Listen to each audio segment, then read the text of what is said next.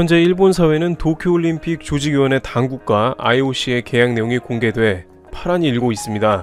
BS 아사히의 일요일 특종에 의하면 도쿄올림픽 계약 내용 문서가 공개된 것인데 상당히 특이합니다. BS 아사히는 단독으로 문서를 입수한 다음 조항을 하나씩 분석하며 특종으로 공개한 것인데요. 보통 올림픽을 치르는 나라에게도 어느 정도 공정하게 계약이 되어 있는데 도쿄올림픽은 아니라는 것입니다. 우선 가장 먼저 일본에서 불공정한 계약이라며 발을 동동 구르는 것은 IOC 임의대로 올림픽을 취소할 수 있다는 것입니다. 이것은 기존의 IOC의 딕 파운드 변호사가 도쿄올림픽 취소를 여러 차례 언급한 맥락과 일치하고 있습니다. 그 다음 조건으로 IOC가 3월 정도에 도쿄올림픽에 관한 검토를 시작하면 5월까지는 제시된 문제에 대한 해결책을 내놓아야 올림픽이 개최될 수 있습니다. 그에 대한 답변을 조직위가 내놓지 못하면 올림픽은 취소된다는 것입니다. 이건 역시 최근 IOC 위원들이 5월까지 마지노선이라고 누누이 강조한 맥락과 매우 일치하는 부분입니다. 또한 IOC는 이번 도쿄올림픽은 2020년에 치러져야 하며 2020년이 넘어가면 취소한다고 조항을 넣었습니다. 도쿄올림픽 조직위원회는 2020년이 넘어갈 리가 없다며 이 조항에 OK 사인을 넣었다가 당황하고 있다는 것입니다. 그런데 여기에 설상가상으로 만약 2020년에 개최되지 않는 경우에는 계약 해제 후 일본 측이 손해배상의 권리를 포기하는 것이라는 조항까지 포함되어 버린 것입니다. 일본은 수십조 원을 쏟아붓고 보상 손해배상을 못 받는다고 생각하면 굉장히 치명적이고 억울한 일이기 때문에 이 같은 올림픽 계약 내용은 불공정하다고 난리가 난 상황입니다. 어디서 이러한 계약 내용을 입수했는지 모르나 도쿄올림픽 조직위원회 및 일본 정부가 최근 보인 모습을 살펴봤을 때 일치하는 부분이 매우 많기 때문에 일본 트위터에서는 각종 불만 섞인 반응이 폭발하고 있습니다. 일본 네티즌들은 이 계약 조건이 최근에 갱신된 것인지 과거부터 이런 불합리한 조건이었는지 의문을 제기하면서 현재 여러가지 상황이 골치가 아픈데 도쿄올림픽 조직위원회는 신중한 계약을 했어야 했다고 반응합니다. 그러면서도 이 정도면 올림픽을 안 하는 게 맞지 않냐며 일본은 가장 안 좋은 상황에 처해 있다고 탄식하기도 합니다. 그러나 가장 긴장하는 곳은 역시 막대한 자금을 투자한 일본의 민간 기업들입니다. 도쿄 라이드 쉐어링 업체의 대표는 도쿄올림픽이 취소될까봐 초조해서 잠도 제대로 못 이룬다며 어려움을 토로하고 있습니다. 일각에서는 일본 정부가 어떻게든 도쿄올림픽을 강행하려는 이유가 바로 이러한 IOC와의 계약 내용인 것 같다면서 만약 올림픽을 올해 안으로 못 치르면 수십조 원을 그대로 허공에 날리는 것도 큰 문제인데다가 정상적으로 올림픽을 치러도 막대한 적자 및 경제적 후유증을 예상하고 있는 시점이기도 한데 IOC가 올림픽 취소를 해버린다면 일본 경제에 미치는 영향은 그야말로 매머드급이 될 것이라는 예상 때문입니다. 도쿄올림픽 조직위원회는 오늘도 올림픽 취소는 없다며 배수의 진을 치고 있습니다. 과연 앞으로 도쿄올림픽 조직위원회의 바람대로 올림픽이 2020년 내에 치러질지 귀추가 주목되고 있습니다. 트러블티브 여기서 마치겠습니다. 감사합니다. 주말마다 워싱턴 전화 연결해서 주중에는 이제 미국에 나오는 뉴스를 전해드렸다면 이제 주말에는 박재영 박사가 미국에서 보는 한국 정치에 대해서 분석을 하는데요. 이분이 또 전공이 한국 정치예요. 한국 정치학 박사니까 그런 시간 갖는데 오늘도 연결해 봅니다. 박재영 박사님. 예, 안녕하십니까. 박재영입니다. 네. 아니 지금 코로나가 이제 우한 폐렴이 지금 한국에 창궐을 해서 뭐 날마다 몇백 명씩 늘고 있는데 이 환자들이라든가 이 뭐 사망자 유족이라든가 이게 국가가 잘못해서 이런 일이 벌어진 거 아닙니까? 미국 같으면 어떡합니까? 이거 국가에 손해배상 청구하고 그렇습니까? 예, 이게 지금 뭐 한국뿐 아니라 지금 최근에 미국도 이래저래 여러 가지로 긴장하고 우려가 높아지는 분위기인데 네. 이게 안 그래도 저도 보면서 이게 한국하고 미국 상황 이게 보면서 좀 드는 생각이 있는 게 네. 그러니까 이쯤 되면 미국에서는 지금 만약에 한국 같은 상황이 지금 미국에서 벌어졌다면 뭐 그렇게까지 되지도 않겠지만 네. 지금 아마 여기저기서 변호사들이 완전 이 때만 나서가지고 막 정말 바쁠 겁니다. 왜 그럴까요? 손해배상 청구하느라고요? 그렇죠. 미국에서 많이들 하는 거 있죠. 그러니까 그런 집단소송.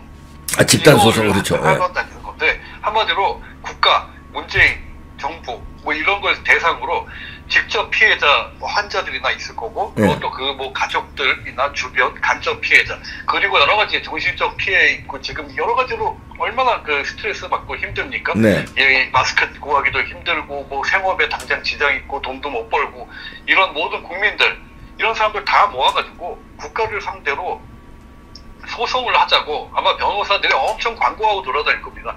자기 막 이메일 보내고, 이래저래 무슨 어떤 인터넷 통신사 같은 데서 얼마 전에도 뭐 개인정보 관리 잘못해서 문제 생겼을 때, 뭐 아니면 무슨 자동차 회사, 뭐 혼다면 혼다에서 뭐 어떤 뭐 차 문제 있을 때, 이럴 때 저 같은 경우도 그런 변호사들한테 이메일 같은 거 많이 옵니다. 광고 메일이죠. 네. 당신도 여기 이 통신사 이용하는 사람이니까 지금 다 같이 집단 소송할 거니까 해라. 뭐 이런 거. 예. 미국엔 굉장히 이게 활발해서 그렇죠. 그런 거 많이들 하는데, 이게 이번 사태야말로 한국 같은 경우 이 국가 때문에 전 국민이 고통받는 사건 아닙니까? 그러니까요.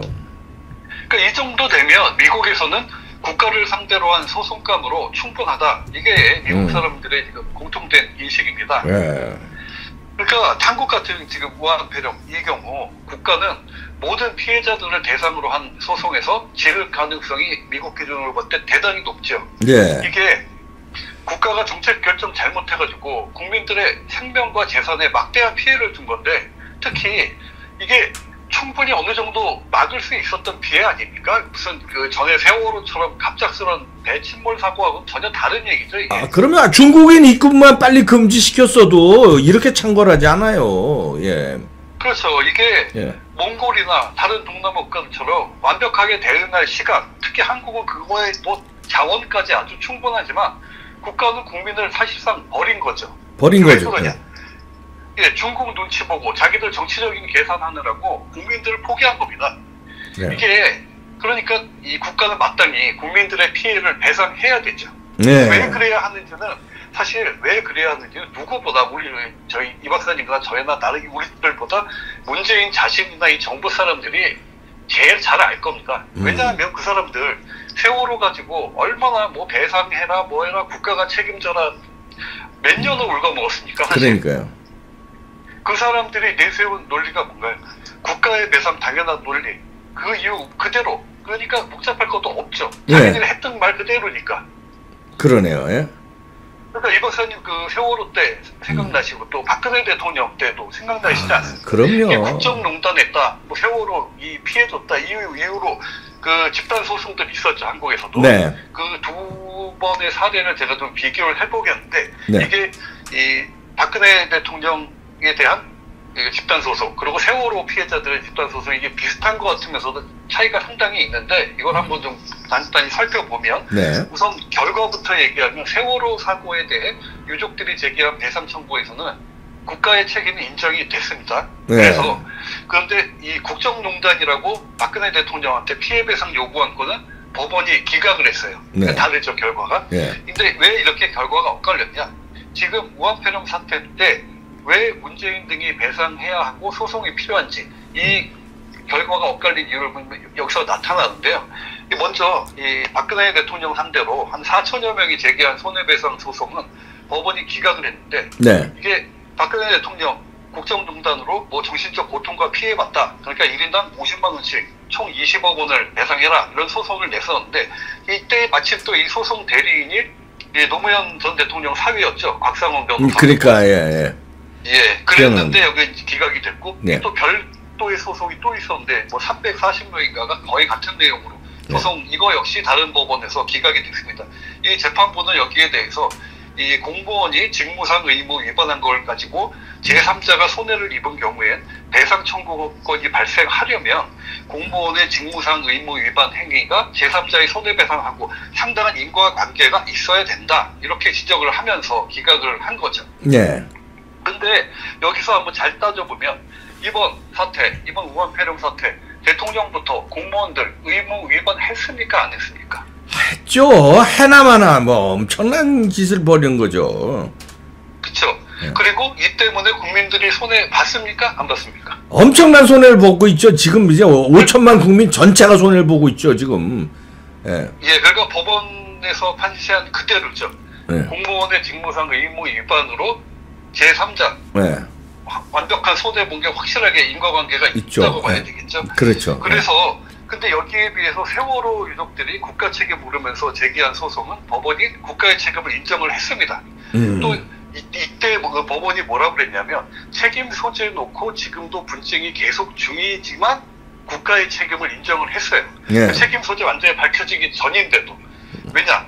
이건 충분히 그럴 그 국가의 책임은 그만큼 중요하다 이렇게 얘기를 한 건데 이렇게 과거 사례들만 놓고 봐도 이번 사태에서 문재인 비롯한 정부, 국가 그 책임 다하지 않은 거 다 드러나지 않았습니까? 예. 이미 현재라도 예. 물론 이 사람들 특히 저 바로 그 온갖 변명하면서 이제 책임 면하라고 하겠죠. 지금 계속 그러고 있지 않습니까? 예. 하지만 바로 이런 사태에 대해서 국가가 무한 책임이 있다고 그렇게 주장한 당사자들이 과연 누구냐? 바로 그게 누구냐 말입니다. 이때까지 이런 사태에 국가는 무한 책임을 져야 한다. 이런 분위기 만들어 놓은 게 누구냐는 거죠. 지네들이죠, 지네들. 예. 그렇죠. 예. 그래 놓고 이제 와서 이런 이유 저런 이유로 빠져나가려고 그러면 안 되죠. 네. 분명히 문재인이 전 국민 앞에서 그랬죠. 사태가 곧 종식 될 테니까 정상적인 생활하고 행사도 하고 회식도 하고 하던 대로 해라. 그러지 않았습니까? 분명히. 그러니까요. 예. 그러니까 신천지는 분명히 그 말 그대로 한 것뿐입니다. 그렇죠. 그렇죠? 예. 자기들 예배 보던 대로 했고 대통령이 그렇게 그대로 하라고 그대로 살라고 했으니까. 네. 그리고 의사협회에서 6번 7번씩 중국인 입국 금지 그렇게 요구했는데 끝내 안 들어줬죠. 예. 거기다가 이 초기뿐 아니라 사태 악화된 뒤에도 마스크 공급 문제로 정부 우왕좌왕하면서 하도 정말 일관성 있게 정부 역할을 못했죠. 처음부터 계속. 예. 그리고 뭐 가장 앞거는 그거죠. 이 첫 사망자 나온 날 문재인 청와대에서 짜파구리 파티하고 그 모습도 국민들한테 다 사진으로 자랑하고. 그러니까 정말 국민들 얼마나 스트레스 줬습니까? 예. 그러니까 그 저자들이 세월호 놓고 그렇게 끝없이 떠들던 말, 유명한 말이 두 가지가 있죠. 어디에도 국가는 없었다. 그러지 않습니까? 그랬죠. 예. 딱 이번 사태 얘기죠. 예. 마치 미리 예견하듯이. 더하면 더했지. 이게 해상 교통사고하고 전국적인 전염병 창궐하고 어디 비교는 할 수 있겠습니까? 아니, 차라리 국가가 없었으면요. 우리 국민들이라도 처리하는데 국가가 방해를 한 거 아니에요. 중국 사람들 그렇죠. 들어오게 오히려 우한 폐렴을 창궐하게 도와준 꼴이니까 막지는 못할 망정. 이게 차라리 없는 게 아니라 회방을 놓은 꼴이 된 거니까요. 그렇죠. 그리고 그 사람들 그 세월호 때부터 그렇게 하던 말 또 하나 있죠. 네. 가만히 있지 않겠다. 막 이러지 않았습니까? 네. 그 세월호 선장이 가만히 있으라. 뭐 이 말 이제 비꼰 거죠. 그러면서 네. 막 그 김재동도 이런 사람 저런 사람들 다 뭐 가만히 있지 않겠다. 뭐 이거 들고 사진 찍어서 올리고 그러지 않았습니까? 네. 근데 세월호와 이번 이 사태 차이 뭐냐? 세월호는 배 한 척 그리고 거기에 탄 사람들과 가족들이 피해자였다면 네. 이번 사태는 말 그대로 온 나라 전 국민이 피해자라는 점입니다. 예. 그렇죠. 그러니까 바로 저들이 하던 말 그대로죠. 이번 사태에 국가는 없었고 그러니까 국민들은 가만히 있지 않아야겠죠. 그래야 되겠죠. 그러니까, 예.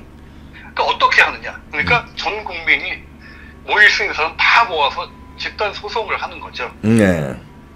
이게 1000명이 100만 원씩 청구하면 얼마냐? 10억이고 이게 10,000명이면 100억, 10만 명이면 1,000억입니다.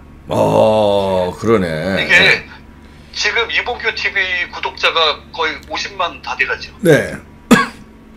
이게 이분들만 참여해도 5,000억입니다. 아이고, 국가 그러게요. 근데 이 정도도 사실 이 지금 문재인과 정부가 잘못한 거에 비하면 가벼운 금액이죠. 물론 네. 자기들이 갚을 능력도 없겠지만, 그리고 또 이 현재 김명수 사법부가 뭐 소송한다고 해도 어떤 장난을 칠 수도 있겠죠. 그런데 그나마 또 다행인 건 어차피 이런 소송, 이런 민사적인 손해배상 청구 소송은 어차피 한 1심 결정 나는데도 막 2, 3년 걸리지 않습니까? 예. 아하, 그렇죠. 그러니까 그 안에 문재인 임기가 끝나거나 탄핵으로 어차피 쫓겨날 겁니다. 예. 그러니까 그 법원 상황이 달라지겠죠. 그러니까 이 사람들이 유죄를 받을 가능성이 높아질 수가 있고, 그러니까 이 경우엔 이 대통령 문재인뿐 아니라 개인으로까지 다 배상 책임을 물을 수 있도록 해가지고 이 문재인 일당들이 이 퇴임 후에도 자기들이 이제 자리에 나갔으니까 난 몰라 하는 게 아니라 퇴임 후에도 그 전두환 노태우한테 그랬듯이 추징금 그냥 추징을 시켜서 지금까지도 울고 먹듯이 이게 1,000억이든 2,000억이든 뭐 1조가 되든 해서 아주 완전히 다 뒤집어 씌워놔야 됩니다. 그게 당연한 거 아닙니까? 그러네요. 자기들이 먼저 그렇게 안전한 국가 만들겠다면서 멀쩡한 대통령 몰아내고 국가의 무한 책임 그렇게 부르시던 자기들 말에 대한 책임 당연히 져야죠. 그래야 되겠네요. 예. 그렇게 해놓고 그걸 못했으니 그러니까 이게 간단한 일은 물론 아니겠죠. 근데 또 불가능한 일도 아닌 게 사실 우리 이 애국 우파 변호사들 많지 않습니까? 그러네요. 예. 이분들이 대리인으로 나서고 그리고 예를 들면 이봉규 TV 같은 우파 채널들이 여러 가지 이 유튜브에서 그 커뮤니케이션을 하는 이제 플랫폼 역할을 해주면 금방이라도 좀 가능하다고 봅니다. 이렇게 모여가지고 소장 내는 게 그래서 제 생각엔 가능한 하루라도 빨리 시작해서 몰아붙여서 이걸 밀고 나가서 이걸 진짜 책임을 지게 다른 거 뭐 복수하겠다 뭐 이런 게 아니라 적어도 자기들이 한 말 국가의 무한 책임 이런 거 주장한 자기들이 한 말에 대한 책임은 지라 이거죠. 이게 꼭 필요하다고 봅니다. 이거 당장 추진해야 되겠네요. 우리 이봉규 TV에 나오는 변호사들도 있고 하니까 이 방송 나가면은 변호사들이 움직일 것 같은데요. 이 방송을 보면. 아마 다른 분들도 이런 생각들을 많이 하고 있지 않을까. 예. 합니다. 네, 좋은 지적이었습니다. 워싱턴 DC의 박재형 박사였습니다. 고맙습니다. 예, 감사합니다. 네. 좋은 지적이네요. 이 집단 소송을 해서, 그렇죠. 지금 온 국민이 피해를 보고 있는데, 대개문들이야 참여 안 하겠지만, 3천만 명은 참여할 것 같은데요? 3천만 명 10만원씩 이래도 다 배상해야 돼. 그리고 유가족들이나, 그 병마와 싸우고 고통받는 사람들은 10만원이 아니라 그분들한테 또 더 많은 돈, 세월호 때 그 돈 적용해서, 세월호 유가족들한테 준 돈 그대로 이분들 희생자들한테, 가족들한테 전해주고, 병마와 싸운 사람들은 뭐 그거에 준하는 나머지 그냥 스트레스로 고통받은 사람들, 10만원씩, 10만원 작지만, 그 다음에 생업 안 된 사람들, 이것 때문에 장사 안 된 사람들, 소상공인들. 구독 버튼도 꼭 누르시고 많은 분들과 공유해 주시면 대단히 고맙겠습니다. 자, 오늘은 이 우한 폐렴 사태가 우리 한국인들의 앞으로 생활 양식에 어떤 변화를 가져올지 이 문제에 대해서 여러분들과 한번 생각을 해 보도록 하겠습니다. 지금 우한 폐렴 사태가 아주 심각한 위기에 직면하고 있습니다.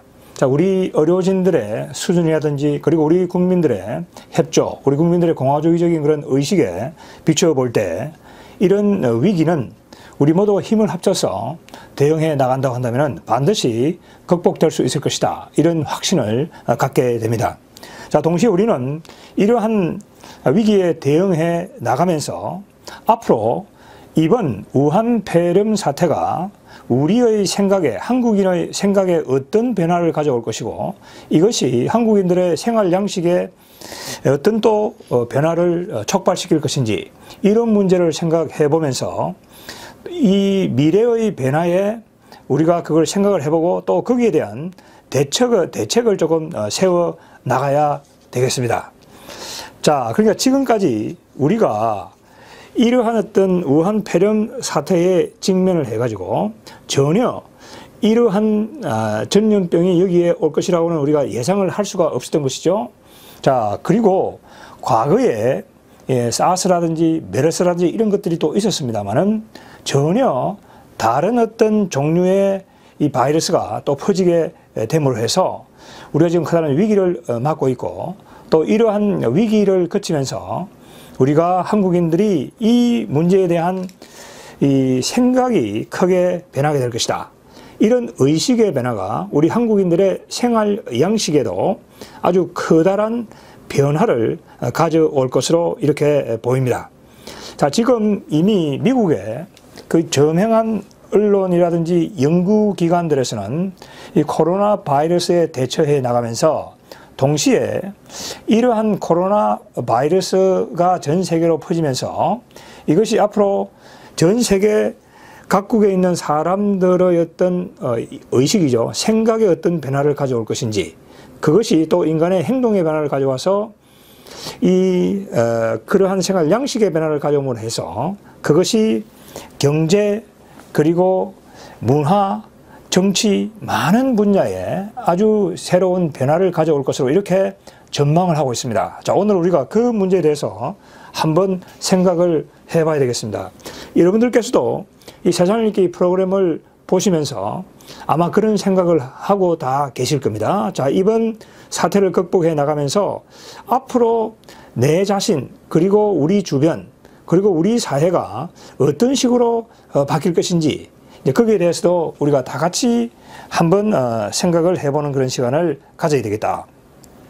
이 막스 베버가 쓴 유명한 책이 있죠. 프로테스탄티즘의 윤리와 자본주의 정신이라는 책이 있습니다. 그 책을 보게 되면은 인간의 경제적인 행위라고 하는 것이 그 물질적인 측면을 가지면 설명이 되지 않는다고 하는 얘기죠. 그러니까 그러한 경제 행위를 바라보는 인간의 어떤 인식, 인간의 의식, 생각이라고 하는 것이 그 인간의 경제 행위에, 물질적인 생산에 영향을 준다고 하는 것입니다. 그러니까 이 세상에 제가 여러분께 여러 번 말씀드렸지만은 저 사람 참 생각 없는 행동을 한다라고 이렇게 우리가 흔히 그 얘기를 듣죠. 그러나 그 생각이 없는 행동은 없는 것이죠.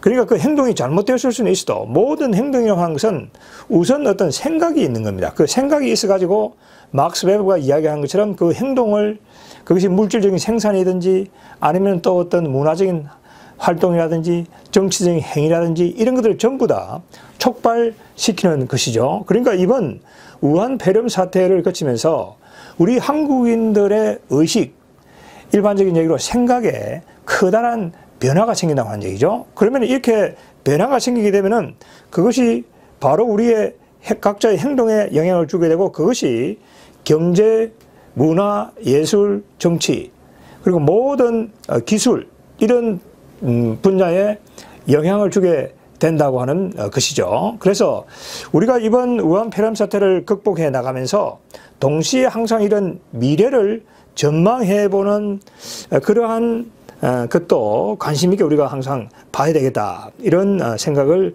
하게 됩니다. 지금 우리가 예를 든다고 한다면은 건강식품이라든지 또 건강한 어떤 그 생활이라든지 이런 것을 우리가 이 여러 가지 어떤 거기에 관련되는 어떤 제품이라든지 또 여러 시설들이라든지 활동을 보게 되죠. 그것도 모두 인간이 건강한 생활에 대한 어떤 생각의 변화가 있었기 때문에 그런 현실적인 변화가 생기게 된다는 얘기죠. 만약에 인간들이 하루하루 이 밥을 먹고 살기에 바빴다. 그러다고 한다면은 이 21세기 지금 대한민국처럼 사람들이 그런 건강식품이라든지 건강에 대한 어떤 그러한 이 구체적인 행동이 나타날 수가 없는 거죠. 그러니까 건강에 대한 인식과 생각의 변화라는 것이 그러한 어떤 인간의 생활 양식의 변화를 가져오고 여러 가지 식품이라든지 지금 그 기술적인 발전이라든지 이런 것들 전부 다 추동하게 된다 하는 것을 우리가 이해를 해야 되겠습니다. 자, 우선 이 미국 내에서는 어떤 지금 부분으로 논의가 지금 진행이 되고 있느냐 하면은 예를 한 가지 좀 들어보겠습니다. 미국에 이제 여러분 잘 아시는 우버, 또 뉴욕에 가게 되면 리프트, 이런 이제 그 자동차 서비스가 있죠. 우리가 이제 이 스마트폰으로 그 자가 운전자입니다. 그 사람들은 어디 고용이 되어 있는 게 아니죠. 자가 운전자가 우리가 연결해가지고 그걸 이제 이 자동차를 타게 되는 것이죠. 또 미국의 경우에는 식품 배달 택배 서비스가 있습니다. 그게 이제 인스타카트라고 해가지고 그 식품을 한두 시간 내에 자가 운전을 하는 사람이 이 핸드폰을 통해서 연결된 소비자하고 그 생산자하고를 연결해서 배달을 해주게 되는 것이죠. 자, 한국에도 지금 이 음식 배달 문화가 굉장히 발달을 해 있다 하는 것이죠. 그러니까 지금 한국의 좀 젊은 세대와 또 어른들 사이에 디지털 격차가 존재하고 있습니다만은 그러나 한국 사회도 미국만큼이나 이미 그 경제적인 인프라라고 하는 것은 디지털라이저 돼 있다. 이렇게 우리가 봐야 되겠죠.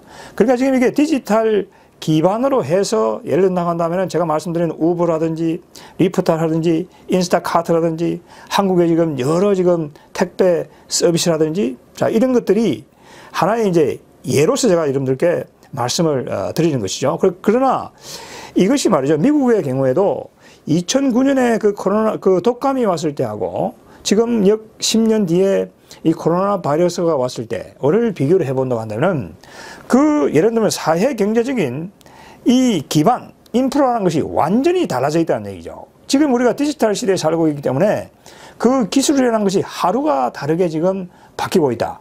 그다음 한다면 인간의 생활 양식이라든지 그다음에 경제 활동의 방식이라든지 또 기업을 운영하는 방식이라든지 모든 것에서 그것이 변화가 올 수밖에 없다고 하는 얘기죠. 자, 그런 이 기술이 발전하고 사회 경제적인 인프라가 지금 변화하는 그 와중에 지금 이런 코로나 바이러스와 같은 이 전염병이 퍼지게 된다고 할 경우에는 그것이 그 사회에 엄청난 충격을 줄 수밖에 없다고 하는 얘기죠. 지금 이 코로나 바이러스가 왜 문제가 되느냐? 우선 치료약이 없죠. 그 다음에 이 치료약이 없으니까 치료를 할 수가 없고 또 이걸 독감처럼 예방 백신이 없죠. 그러니까 지금 이 코로나 바이러스는 우리 방역 당국과 감염 이 전문가들이 지금 잘 처리를 하고 있는 것처럼 이 정세가 있는 사람들은 스스로 자가격리를 해야 되고 두 번째 또 정세가 발견된 사람들은 강제적으로라도 일정 기간 격리를 해야 되는 것이죠. 그러니까 지금 이것이 결국은 정상적인 생활이 안 되게 되는 그런 하나의 이제 상황이 발생하게 된다고 하는 것이죠. 자, 그렇다고 한다면은 이것이 이제 제가 조금 전에 말씀드린 우리가 정상적인 상황에서 진행되고 있는 그러한 지금 인터넷 기반의 예를 들면 한국 사회의 이런 경제 활동이라든지 문화적인 활동이라든지 그 다음에 개인들 간의 어떤 그런 접촉이라든지 여러 어떤 활동 그 다음에 교육, 학교 이런 그 다음에 어린이 돌봄센터 이 모든 것들에 엄청난 그 뭐라고 할까요? 제약을 받을 수밖에 없다 하는 그런 결과가 되는 것이죠. 자, 그런데 여기 지금 미국의 전문가들이 써놓고 있는 걸 이런 걸 보게 되면 저희도 전부 다 평소에 하듯이 거기 영상 밑에 그 더보기에 여러분 링크를 다 걸어 두도록 하겠습니다.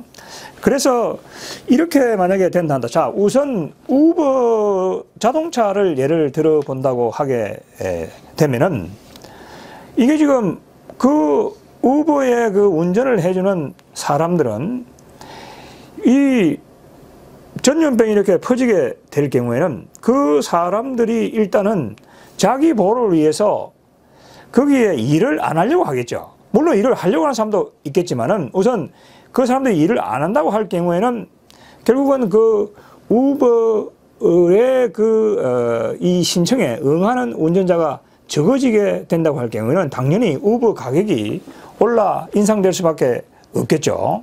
자, 그런데 만약에 또 이러한 그 우버를 사용하는 사람들이 도심에 전부 다 집중해 되어 있기 때문에 그게 갑자기 또 이런 운전사들이 그쪽으로 많이 그 돈을 벌기 위해서 온다고 할 경우에는 그 전염병이 더 확산될 그러한 지금 가능성도 배제할 수 없는 것이죠. 자, 그러니까 이제 그런 하나의 변화를 또 우리가 볼 수 있는 것입니다. 만약에 그런 것들을 정부 당국이 우려한다고 할 경우에는 예를 들어서 우버의 운전사들이 영업행위를 못하게 할 수 있는 것이죠. 자, 그렇게 된다고 한다면 이게 굉장히 말이죠. 사회적으로 어떤 이동이 어려워지면서 그 상당한 사회적으로 문제가 발생을 할 수 있다는 것이죠. 자, 그렇기 때문에 이러한 지금 전염병이라고 하는 것이 갑자기 찾아와 가지고 경제적인 기반을 흔들 수 있다. 자, 지금 180여 개국에 지금 이 영업 활동을 하고 있는 아마존의 경우에도 이 미국의 지금 전문가들이 써놓고 있는 걸 보게 된다고 하면은 사람들이 이제 밖에 나가지 않고 전부 다 주문을 해서 배달을 택배 배달을 받아서, 그죠? 그렇게 해서 만약에 이게 전염병이 퍼졌을 때 생활을 한다고 할 경우에 아마존 같은 그 회사에 주문이 밀리게 되겠죠. 그렇다고 하면 그 주문을 충분히 아마존 또 한국에 있는 그런 이 인터넷 회사라든지 그러한 배달도 또 굉장히 어려워지는 그런 상황이 생길 수가 있겠죠. 그러니까 지금 이 갑자기 찾아오는 이 전염병이라고 하는 것이 이런 우리가 예상하지 못한 그런 결과를 가져올 수도 하는 것이죠. 지금 이번 우한의 경우에 보더라도 여러분 사진을 보셨겠지만은 그 지역을 전부 다 봉쇄를 해놨죠.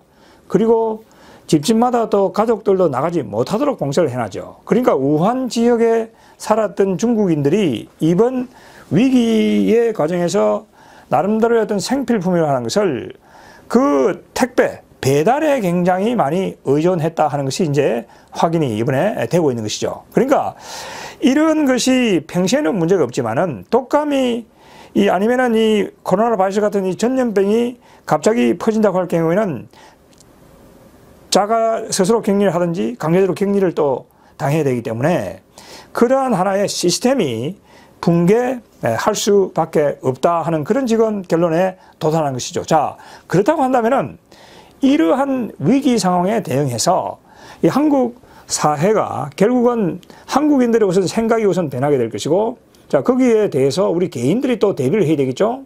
그 다음에 우리 사회가 또 기업이 또 우리 정부가 거기에 대해서 나름대로 대응책을 만들어서 나가야 되겠다.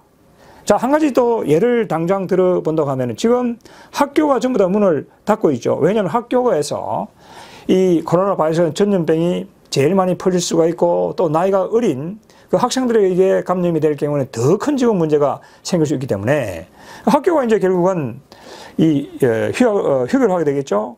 그리고 지금 또 어린이 돌봄센터, 그 유아원 이런 것들이 전부 다 이제 문을 닫게 된다고 할 경우에는 전부 다 그 사람들이 집 안에서 이제 생활을 하게 되겠죠. 그러니까 이런 것을 경험한 한국인들이 이번에 앞으로 이 전염병 위기가 다시 생길 수 있기 때문에 나 스스로가 어떻게 여기에 대응을 해야 되겠다라고 나름대로 생각하고 그러한 생활 양식의 변화를 스스로 추구해 나가게 되겠죠.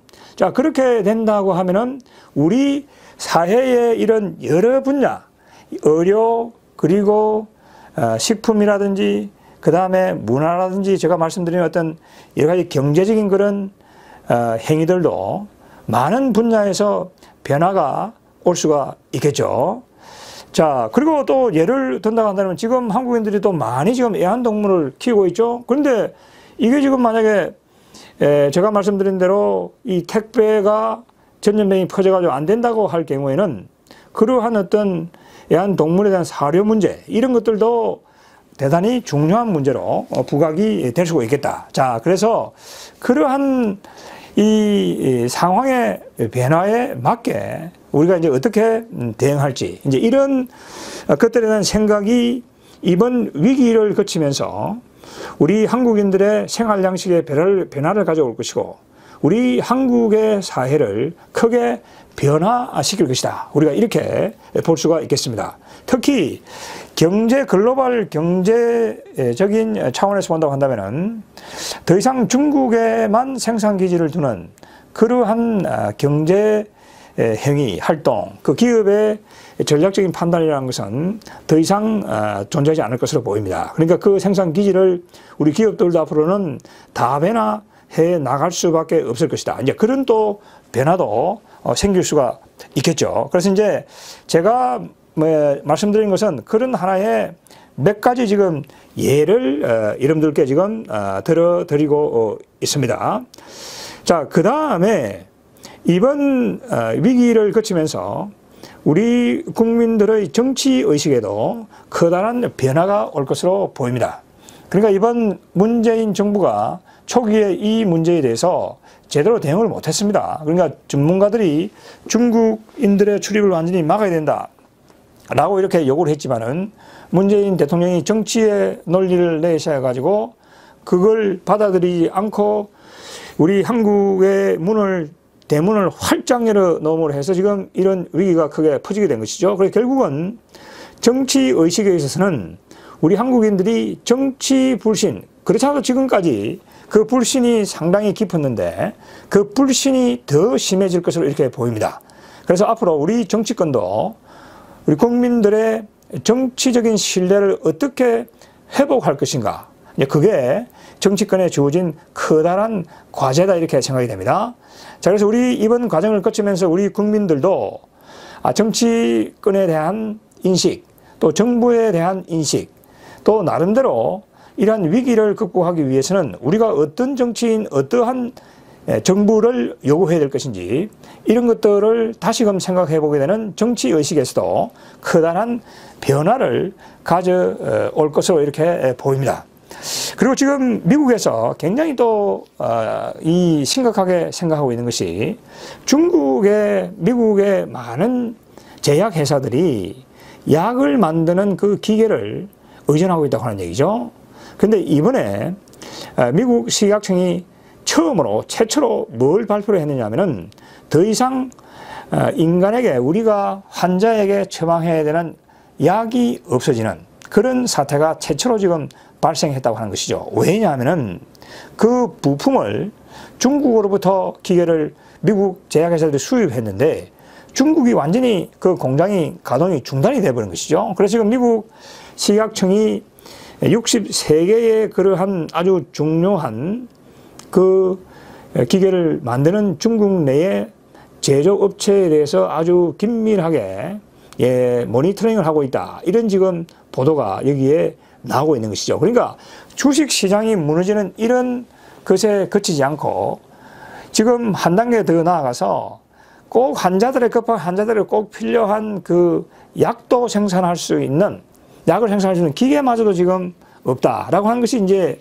이 지금 세계가 상호 연결되어 있는 디지털라이즈가 된 이 글로벌 경제에서 생기는 지금 이런 하나의 문제다 하는 것이죠. 그래서 제가 오늘 말씀드린 대로 이번 우리가 우한 위기를 지금 모든 총력을 쏟아서 극복을 해 나간과 동시에 이러한 우한 위기라고 하는 것이 우리 한국인의 의식에 어떤 변화를 가져올 것이고 이것이 우리 한국인의 생활 양식에도 커다란 변화를 가져와서 우리 한국 사회 전 분야에 커다란 하나의 충격을 주고 변화를 가져올 것으로 이렇게 보입니다. 자, 그래서 우리가 이번 위기를 바라보면서 우리 개인, 그리고 기업, 가족, 그리고 학교, 그리고 모든 그 우리 사회에 있는 그 경제 주체들, 그리고 정부 기관들도 이 향후에